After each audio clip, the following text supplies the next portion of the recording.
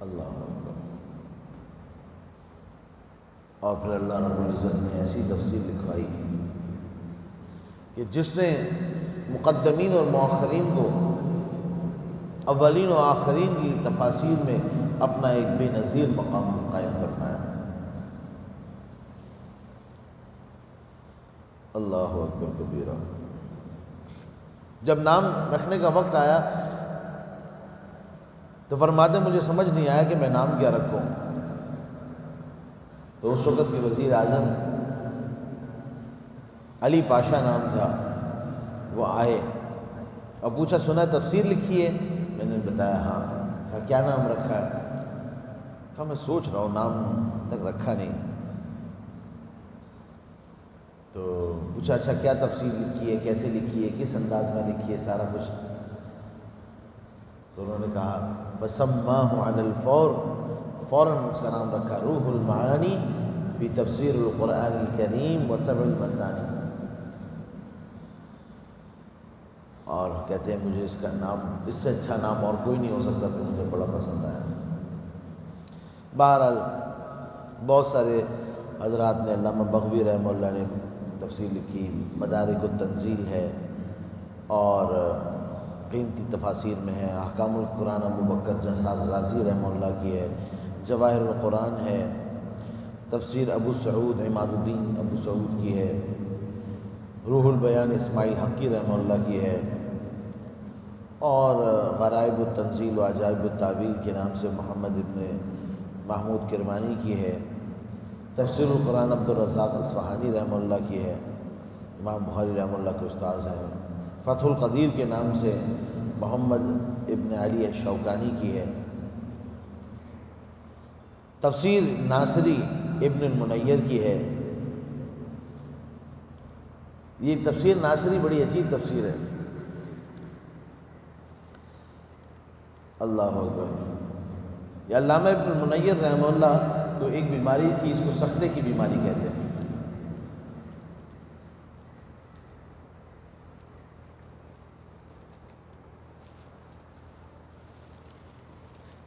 سکتے میں انسان ایسا ہو جاتا ہے کہ بظاہر لگتا ہے کہ اب اس کے اندر روح نہیں ہے،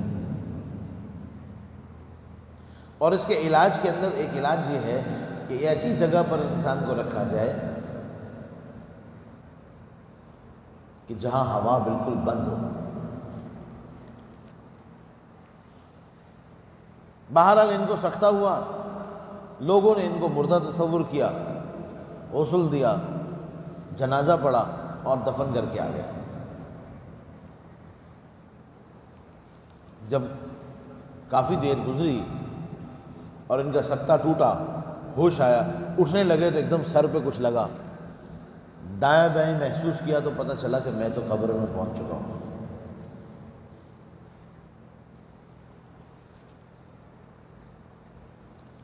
اللہ اکبر، اب کیا کروں؟ اب نہیں بھی مرا تو کچھ دیر میں مر جاؤں گا، بہت پریشان ہو گیا۔ فرماتے ہیں کہ مجھے یاد آیا کہ جب انسان کسی مشکل میں پھنس جائے اور کوئی حل نہ نکل رہا ہو، سارے دروازے بند ہو جائیں، تو پھر 41 مرتبہ جو سورہ یاسین پڑھے گا، اللہ رب العزت اس کے بند راستے کھول دیں گے۔ اب لیٹے لیٹے میں نے یاسین شریف پڑھنا شروع کر دیا۔ یاسین پڑھتے پڑھتے پڑھتے پڑھتے پڑھتے جب میں نے 40 دفعہ پڑھ لی تو محسوس ہوا کہ قبر کے اوپر کسی نے کھدائی شروع کر دی، کھدال لے کے کوئی قبر کھود رہا ہے۔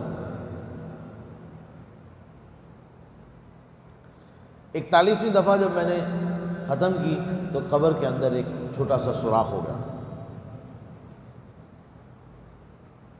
پھر اس سوراخ میں سے ایک ہاتھ اندر آیا، وہ اصل میں ایک نباش تھا، کفن چور۔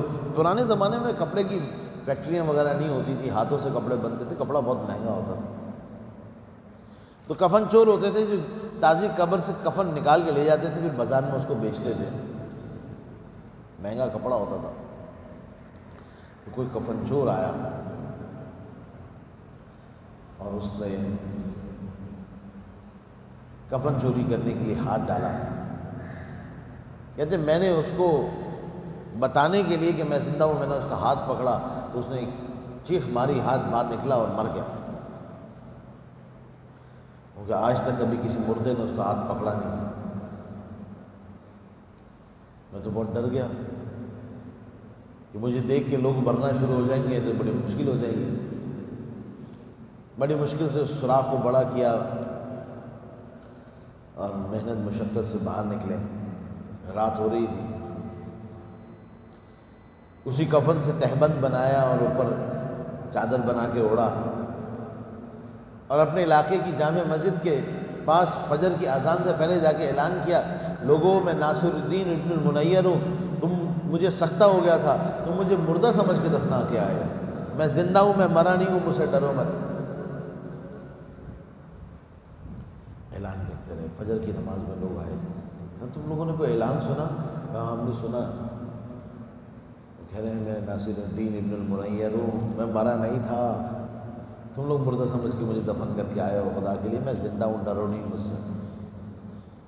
مسجد سے سب لوگ جمع ہوئے، چلو چلتے ان کی قبر پہ جا کے دیکھتے کیا ہے.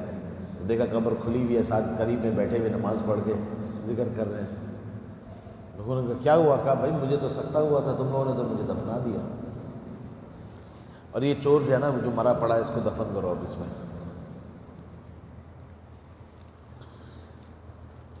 پھر اپنی زندگی کے شکرانے میں انہوں نے ایک تفسیر لکھی ہے، اس کا نام ہے تفسیر ناصری، 4 جلدوں پہ. اللہ اکبر کبیرہ. زاد المسیر ہے اور بہت ساری تفسیریں ہیں. ایک تفسیر تنویر المقیاس کے نام سے ہے جو تفسیر ابن عباس کے نام سے مشہور ہے. میں نے پہلے عرض کیا تھا کہ اس کے راوی ہیں ابو نصر محمد ابن صائب، یہ کمزور ہیں اور ان کے ضعیف ہونے کی وجہ سے یہ روایت ضعیف ہے. تفسیر خازن ہے، مجاز القرآن معمر ابن مسنہ کی ہے جس سے امام بخاری رحمہ اللہ بھی بہت استفادہ لیتے رہے. تفسیر مظہری ہمارے قریب زمانے کی ہے، شیخ مرزا مظہر جانے جانا کے نام پر حاجی ثناء اللہ رحمہ اللہ تعالیٰ نے لکھی ہے. بیان القرآن کے نام سے حکیم الامت رحمہ اللہ نے ایک تفسیر لکھی ہے جو بہت قیمتی اور اردو کے اندر ایک پورا خزانہ ہے. اگر اردو والے بیان القرآن صحیح سے سمجھ لیں تو انشاءاللہ ان کے لیے بہت فائدے کی چیز ہوگی. اس جیسی اور تفسیر اردو میں شاید ہی کوئی ہو. مختصر علوم قرآن کا مجموعہ ہے. تفسیر ابن کثیر کا بھی ایک ترجمہ حکیم الامت رحمہ اللہ نے فرمایا ہے، لیکن اس کے اندر معوذتین نہیں ہیں، آخری 2 صورتیں نہیں ہیں. حضرت کا انتقال ہو گیا تھا. کوئی عالم اس وقت تک صحیح عالم نہیں بنے گا جب تک حکیم الامت رحمہ اللہ کی 4 کتابیں وہ صحیح سے مطالعہ کر کے ازبر نہ کر لے.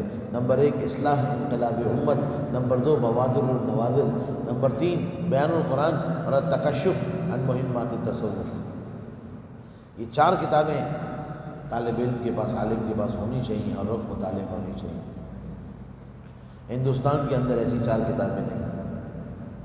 شیخ الہند حضرت مولانا محمود الحسن رحمہ اللہ تعالیٰ علیہ نے ایک تفسیر لکھی تھی جب وہ مالٹا کے اندر قید تھے، لیکن یہ تفسیر ضائع ہو گئی. صرف کچھ حصہ اس کا باقی رہا، سورہ فاتحہ اور بقرہ اور کچھ حصہ.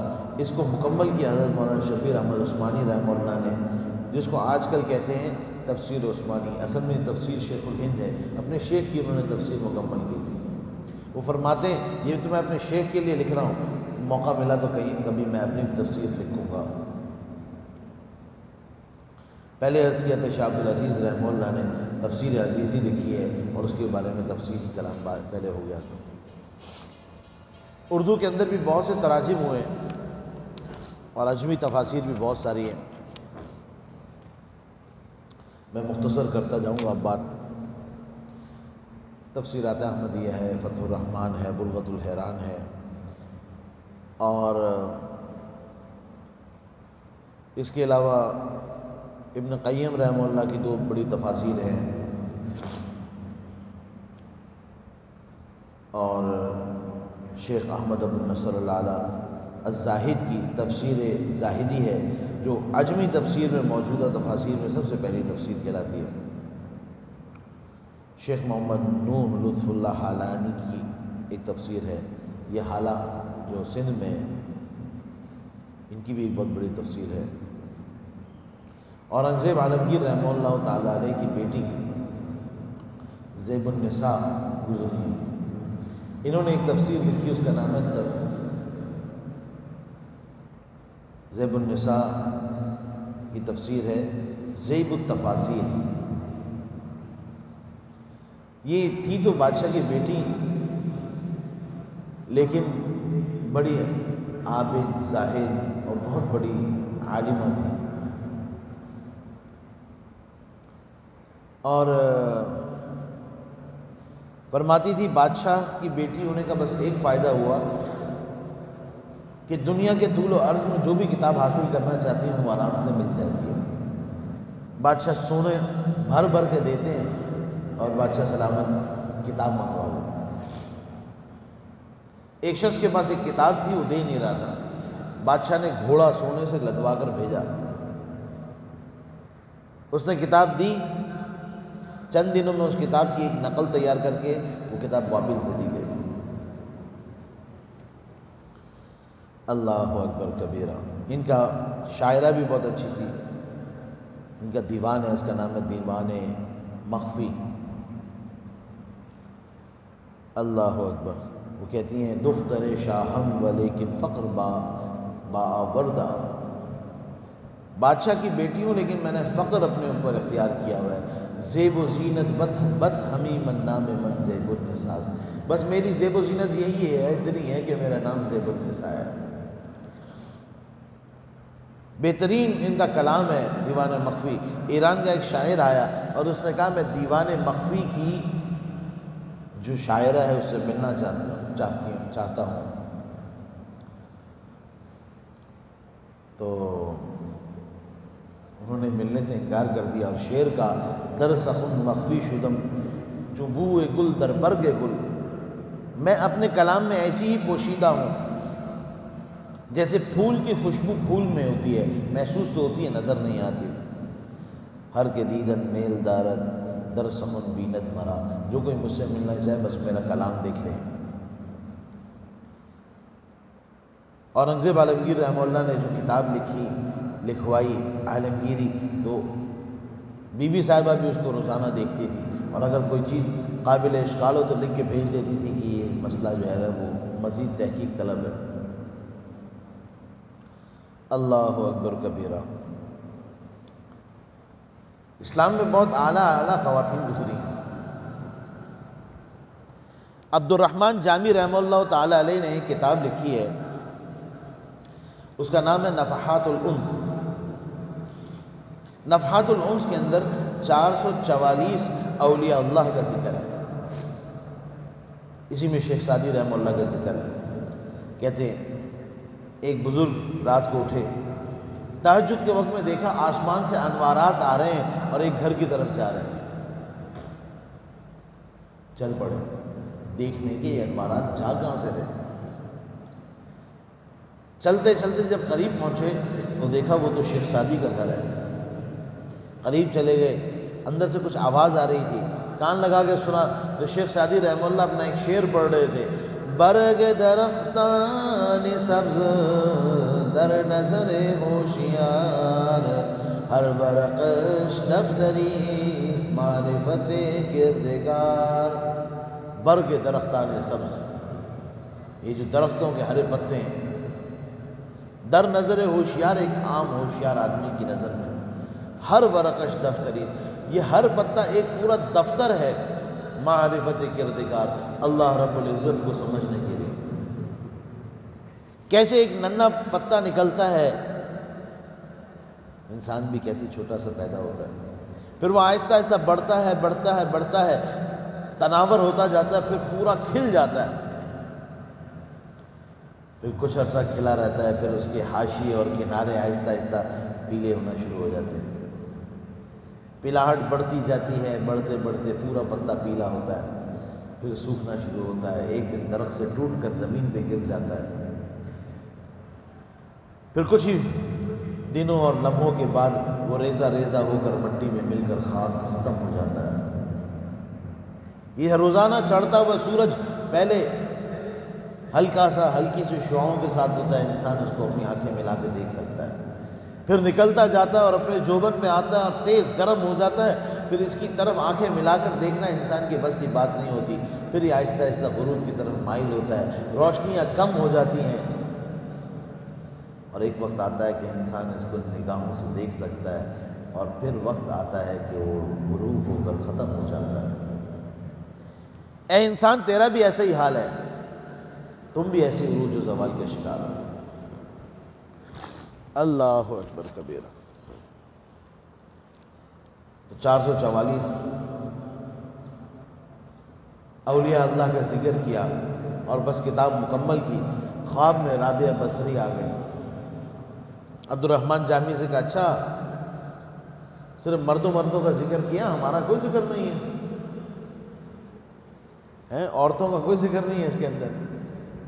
عبد الرحمن جامی رحمہ اللہ صبح اٹھے، پھر 56 خواتین کا جو اللہ کی ولیہ گزری ہیں ان کا ذکر کیا، اس میں فلاں گزری فلاں گزری۔ اللہ اکبر کبیرہ۔ زیب النساء، اللہ تعالیٰ ان کی مغفرت فرمائے، شادی نہیں کی تھی، کہا میں شوہر کے حقوق نہیں ادا کر سکتی، بادشاہ سلامت سے کہا مجھے معاف کر دو۔ اسلام میں شوہر کی بہت عزت ہے، تعظیم ہے، اکرام ہے، اور حدیث شریف میں آیا کہ اگر کسی مخلوق کا کسی مخلوق کے لیے سجدہ جائز ہوتا، لَأَمَرْتُ النِّسَاءَ يَسْجُدْنَ لِبُعُولَتِهِنَّ، تو میں عورتوں کو حکم دیتا کہ اپنے شوہروں کا سجدہ کرو۔ تو میں اتنا ادب اور احترام کر نہیں سکتی، تو میں شادی نہیں کروں، شادی نہیں کی۔ اللہ اکبر کبیرہ۔ بہرحال شیخ عبدالحق محدث دہلوی رحمہ اللہ نے بھی تفسیر لکھی ہے اکلیل کے نام سے۔ اکلیل کے نام سے 4 بڑی کتابیں ہیں، ایک سب سے مشہور ابو بکر طرطوشی رحمہ اللہ کی ہے، خطیب شربینی نے بھی سراج المنیر لکھی ہے، ابو بکر الجزائری نے بھی مدینہ منورہ میں ہوتے ہیں وہاں پہ ایسر التفسیر لکھی ہے، میری ملاقات ہوئی ان سے 12 جلدوں میں۔ قریب زمانے کے شیخ علی الصابونی رحمہ اللہ نے بھی تفسیر لکھی تھی۔ خواجہ عبید اللہ احرار رحمہ اللہ جو امام بخاری رحمہ اللہ سے بھی بڑے عالم تھے، امام بخاری رحمہ اللہ کے بعد 6 لاکھ احادیث تھیں، خواجہ عبید اللہ احرار رحمہ اللہ کے پاس 10 لاکھ احادیث تھیں، 10 لاکھ احادیث یاد تھیں۔ انہوں نے بھی ایک تفسیر لکھی، اور وہ تفسیر بہت مختصر سی، صرف ایک آیت کی تفسیر ہے، ایاک نعبد و ایاک نستعین، اس آیت کی تفسیر ہے۔ تفسیر کا نام ہے منازل السالکین فی تفسیر ایاک نعبد و ایاک نستعین۔ علامہ ابن القیم رحمہ اللہ نے اس ایک آیت کی تفسیر کی شرح لکھی، اس کا نام لکھا مدارک السالکین شرح منازل السالکین فی تفسیر ایاک نعبد و ایاک نستعین۔ بہرحال آخر میں آتے ہیں علماء دیوبند کی اکابرین نے بھی بہت سی تفاسیر لکھی۔ ہمارے پاکستان میں مفتی محمد شفیع صاحب رحمہ اللہ کے معارف القرآن فقہ علوم سے بہت آراستہ اور بہترین 8 جلدوں پہ ہے، وہاں ادریس میرٹھی صاحب نے بھی لکھی ہے۔ زمانہ قریب میں اور عوام الناس میں عام تفاسیر میں مودودی صاحب کی بھی تفسیر ہے، جس کو تفہیم القرآن کہتے ہیں۔ تفہیم القرآن میں مولانا مودودی سے بہت علماء ناراض ہوئے۔ علماء دیوبند کی ناراضگی کی وجوہات تھی، اس کی وجہ یہ ہوئی کہ سب سے پہلے مودودی صاحب نے ایک بات لکھی شروع میں کہ میں نے مروجہ طریقہ تفسیر چھوڑ کر آزاد ترجمانی کا انداز اپنایا ہے۔ اس کو علماء کرام نے فرمایا یہ تو تفسیر بالرائے ہوگی، آپ کو ایسا نہیں کرنا چاہیے۔ پھر اس کے اندر انہوں نے بعض اختیارات اور بعض الفاظ بڑے عجیب استعمال کیے جس سے علماء امت کو اور مسلمانوں کو بڑی تکلیف ہوئی۔ وہ فرماتے ہیں غزوہ احد میں جو کچھ وقتی طور پر تکلیف پیش آئی اس کی وجہ یہ تھی کہ صحابہ کرام سود خور تھے، اس وجہ سے شکست ہو گئی۔ صحابہ کرام خود غرض اور بخیل تھے، ایک جگہ کہتے ہیں۔ سورہ نساء میں فرماتے ہیں کہ علماء حدیث نہیں جانتے۔ حضرت نوح علیہ السلام کے بارے میں فرمایا کہ نوح علیہ السلام کے اندر جاہلی جذبہ تھا اور وہ ایمان کے معیار سے گر گئے تھے، نعوذ باللہ، نبی کے بارے میں ایسا جملہ۔ یوسف علیہ السلام کے بارے میں فرماتے ہیں وہ موصولینی کی طرح ڈکٹیٹر تھے۔ موصولینی ایک کافر تھا، ڈکٹیٹر تھا، اس کی طرح ایک کافر سے تشبیہ دینا۔ اور معصومین کے لیے الفاظ مناسب اختیار نہیں کیے انہوں نے۔ صحابہ کرام کے بارے میں، انبیاء کرام کے بارے میں وہ اپنے اعتبار سے آزاد ترجمانی کرتے تھے، لیکن یہ آداب کے بڑا خلاف تھا۔ سب سے پہلے حسین احمد مدنی رحمہ اللہ تعالیٰ علیہ نے ان کو کہا کہ یہ گمراہ آدمی ہے، یہ غلط باتیں کر رہے تھے۔ اور اس طرح کی اسلام کی برگزیدہ ہستیوں صحابہ کرام اور انبیاء کے بارے میں نا مناسب زبان یا غیر شائستہ زبان کی وجہ سے بہت سارے حضرات ناراض رہے۔ اور مشہور زمانہ عبد الماجد دریابادی لکھتے تھے کہ اس کو تفسیر کہنا مشکل ہے، میں اس کو تفسیر نہیں کہتا ہوں۔ اور اسی طریقے سے احمد رضا خان صاحب بریلوی نے بھی تفسیر لکھی ہے کنز الایمان، اس کے اوپر حاشیہ خزائن العرفان، جس میں بھی بہت ساری باتیں متکلم فی ہیں جو شرکیات یا بدعتیات میں سے ہیں۔ احمد یار گجراتی صاحب کی ایک تفسیر ہے نور العرفان، ان میں تھوڑا تعصب زیادہ تھا۔ سورہ صافات کے اندر حاشیہ نمبر 8 میں لکھتے ہیں قال انا خیر منہ، شیطان نے کہا کہ میں آدم علیہ السلام سے بہتر ہوں۔ تو حاشیہ میں لکھتے ہیں کیونکہ شیطان پکا صوفی عابد زاہد بلکہ فاضل دیوبند تھا۔ اللہ اکبر کبیرہ۔ اور بہت سارے حضرات نے تفسیریں لکھی ہیں۔ بعض حضرات نے تفسیروں کو قرآن کریم کے ربط اور آیات کے تعلق کے ساتھ بھی لکھا ہے۔ اس میں مشہور کتاب نظم الدرر فی ربط الآیات والسور ہے۔ ایک کتاب سمت الدرر فی ربط الآیات والسور شیخ القرآن مولانا غلام اللہ خان رحمہ اللہ نے لکھی ہے۔ اور نظم الدرر جو ہے یہ اسحاق بقائی الشافی رحمہ اللہ کی 9 جلدوں پر ہے۔ شاہ صاحب رحمہ اللہ نے مہمات القرآن فی مشکلات القرآن کے نام سے لکھی ہے، بہت قیمتی کتاب ہے، کوئی عالم اس کو دیکھے بغیر عالم نہیں بن سکتا۔ اللہ اکبر کبیرہ۔ بہرحال یہ تفسیریں تو اور بہت ساری ہیں، اس موضوع کو یہاں پر مکمل کرتے ہیں، ورنہ ایک دن ہم صرف تفاسیر کے تعارف میں بھی لگائیں تو کم ہے۔ کون سی تفسیر کب لکھی گئی، کتنی ہیں، اس کے اندر کون کون سی خاص ابحاث اور کلام ہیں۔ تفسیر زبرقان ایک تفسیر ہے، کبھی موقع ملا تو پھر اس کے بارے میں بتاؤں گا۔ علامہ برجان رحمہ اللہ نے لکھی ہے، وہ بھی بڑی عجائب والی تفسیر ہے۔ اس کے اندر بہت سی ایسی باتیں ہیں جو عام دنیا کی سمجھ سے اوپر کی ہیں۔ اللہ اکبر کبیرہ۔ اب یہاں پر ایک بات شروع ہوتی ہے کہ قرآن کریم کا موضوع کیا ہے، کس بات سے قرآن کریم بحث کرتا ہے، قرآن کریم کس چیز سے کلام کر رہا ہے۔ تو بعض حضرات نے کہا ہے کہ انسان من حیث التکلیف، انسان کے احکامات کا مکلف ہے، یہ انسان قرآن کریم کا موضوع ہے۔ لیکن صحیح قول کے مطابق قرآن کریم کا موضوع الدعوت الی اللہ ہے، اللہ رب العزت کی طرف بلانا، یہ قرآن کریم کا اصل موضوع ہے۔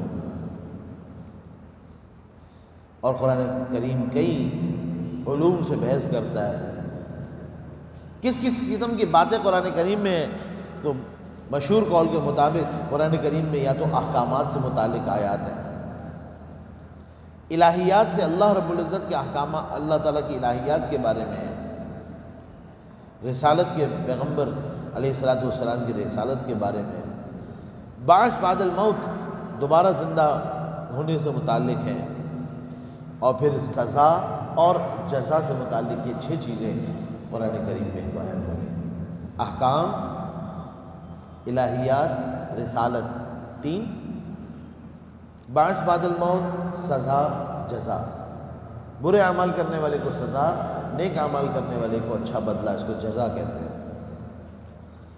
اللہ اکبر۔ فلاسفہ کے نزدیک قرآن کریم میں 2 طرح کے دلائل دیے گئے، بعض دلائل بدیہی ہیں اور بعض دلائل نظری ہیں۔ نظری کے لیے تو تفصیل سے دلیل قائم کی گئی، اور جو بدیہی تھے ان کے لیے فرمایا گیا افلا تعقلون۔ یہ بات ان کو سمجھ میں آئے گی جو تھوڑی منطق اور فلسفہ جانتے ہیں۔ بعض حضرات فرماتے ہیں کہ قرآن کریم کے اندر خلق کا، مخلوق کا ذکر ہے، تربیت، مخلوق کی تربیت اور اللہ رب العزت سے تعلق، ربوبیت کا ذکر ہے، عبادت کے طریقے، تعبد عباد کا، قیامت کا اور انعام و سزا کا ذکر ہے۔ بعض مفسرین فرماتے ہیں اوامر ہے، نواہی ہے، امثال ہے، موعظت اور حکم ہے۔ علامہ آلوسی بغدادی رحمہ اللہ کی رائے ہے یہ 5 قسم کی چیزیں ہیں قرآن کریم میں۔ وہ کیا ہے؟ اوامر ہیں، یہ کرو، نواہی یہ نہیں کرو، امثال بیان کی گئی، موعظت نصیحت کی باتیں فرمائی گئی، اور حکم حکمتیں بیان کی گئی۔ اللہ اکبر کبیرہ۔ اب ایک بڑی اہم بات ہے، یہ قرآن کریم جب نازل ہو رہا تھا تو اس وقت کے حالات اور ماحول کیا تھے؟ اس وقت کیا حالات تھے؟ اس سے پہلے ایک بات اور بھی سن لیں، قرآن کریم کی جو ہر صورت ہوتی ہے، ہر صورت کے اندر کلام الملوکی، ملوک الکلام، بادشاہوں کا کلام، کلاموں کا بادشاہ ہوتا ہے، تو قرآن کریم کے جو بھی کلام ہیں ان کے اندر بہت سارے علوم ہوتے ہیں۔ نمبر 1 سب سے پہلے دعویٰ صورت ہوتا ہے، اس صورت میں اللہ رب العزت خاص کیا دعویٰ فرما رہے ہیں، جو اصل صورت کا غرض اصلی ہوتا ہے۔ مشہور قول کے مطابق ایاک نعبد و ایاک نستعین، سورہ فاتحہ۔ سورہ بقرہ کا دعویٰ وَإِلَٰهُكُمْ إِلَٰهٌ وَاحِدٌ، اور تمہارا معبود صرف ایک اللہ ہے، لا الہ الا ہو، اس کے علاوہ کوئی معبود نہیں ہے۔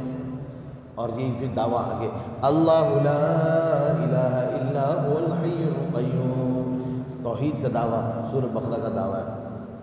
للہ ملک السماوات والارض، اسی اللہ کے لیے جو کچھ آسمان اور زمین میں ہے۔ یہ دعویٰ سورۃ بقرہ کا دعویٰ یہ ہے کہ سب کچھ اللہ کا ہے، اللہ کے علاوہ کوئی اور نہیں۔ نمبر 2 خلاصہ صورت ہوتا ہے۔ نمبر 3 امتیازات ہوتے ہیں، اس صورت میں یہ بات بیان ہوئی جو کہیں اور نہیں ہوئی۔ نمبر 4 دلائل عقلی، نقلی، وحی، اور 5 اس کا ربط ہوتا ہے، ما قبل صورتوں سے کیا ربط ہے۔ ربط کے اندر ایک تناقص الدرر فی تناسب الصور کے نام سے علامہ جلال الدین سیوطی رحمہ اللہ کی بھی ایک بڑی زبردست کتاب ہے، جس میں صورتوں کا ربط بیان کیا کہ ما قبل صورت میں یہ بات تھی اور اس صورت میں یہ بات ہے۔ اللہ اکبر کبیر۔ اب یہاں پر یہ بات سمجھیں کہ قرآن کریم جب نازل ہو رہا تھا تو ماحول کیا تھا۔ آج کا ماحول کچھ اور ہے، آج سائنس اینڈ ٹیکنالوجی کا دور ہے، آج کے فائدے اور نقصانات الگ ہیں، آج کی حکمتیں الگ ہیں، اس زمانے کی حکمتیں الگ تھیں۔ گو کہ قرآن کریم قیامت تک کے لیے آیا ہے، لیکن قرآن کریم کے نزول کے وقت جو لوگ سامنے تھے پہلے مخاطب وہ لوگ تھے۔ قرآن کریم کی کسی بھی صورت کی کسی بھی آیت کا شان نزول صرف اسی واقعے کے لیے نہیں ہوتا جس کے لیے وہ شان نزول ہو، بلکہ قیامت تک کے آنے والے سارے مسائل کے لیے اور اس سے ملتے جلتے سارے احکامات کے لیے وہ حکم ہوتا ہے۔ لیکن اولین جہاں پر نازل ہوا تو یاد رکھیں قرآن کریم کے نزول کے وقت 4 قسم کے فرقے موجود تھے، مذاہب موجود تھے۔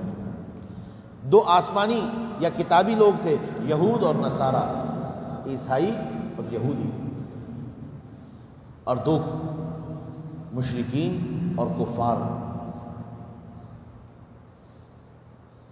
منافقین بعد میں مدینہ منورہ میں جا کے پیدا ہوئے کہ جنہوں نے اسلام کی چھتری کے نیچے اپنے آپ کو رکھا بھی اور اسلام کو قبول بھی نہیں کیا۔ ان کفار میں صابی تھے، مجوسی تھے، بت پرست تھے، دہریے تھے، یہ سب اس میں آ گئے، کیونکہ مکہ مکرمہ کے اندر مشرکین تھے۔ نصارہ دور نجران میں رہتے تھے، بعد میں آئے، بعد میں ان سے کلام ہوا، تو نصارہ کا بھی رد ہے سورہ آل عمران میں، یہود کا بھی رد ہے سورہ بقرہ میں۔ لیکن سب سے پہلے جو مشرکین نبی کریم صلی اللہ علیہ وسلم کے سامنے نبرد آزما تھے، ان کا رد سب سے زیادہ ہے۔ تو سب سے پہلے مخاطب مشرکین ہیں۔